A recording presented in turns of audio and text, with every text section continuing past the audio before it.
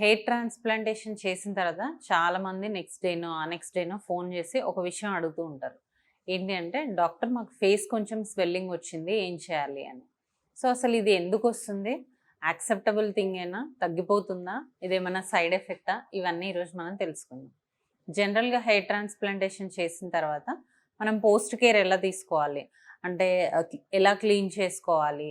ఎన్ని రోజులు normal saline spray చేసుకోవాలి? ఆ తర్వాత షాంపూ ఎప్పుడు వాడాలి?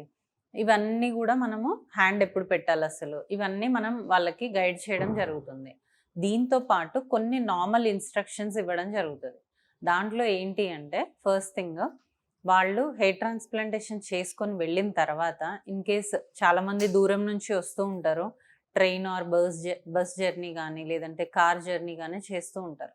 అలా చేసినప్పుడు వాళ్ళు ముందుకి బెండ్ అయ్యి ఎవరైతే పడుకుంటారో వాళ్ళల్లో ఈ స్వెల్లింగ్ వచ్చే ఛాన్స్ ఉంటుంది బికాస్ ఆఫ్ గ్రావిటీ.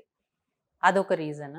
ఇంకా ఏంటి అంటే హెయిర్ ట్రాన్స్‌ప్లాంటేషన్ చేసుకున్న తర్వాత మనకు తల కొంచెం బరువుగా ఉంటుంది బికాస్ ఆఫ్ అనస్థీషియా. సో, వాళ్ళేం జేస్తారు నడుచుకుంటూ ఎళ్లి దేనికైనా గుద్దేసుకుంటూ ఉంటారు తెలీక.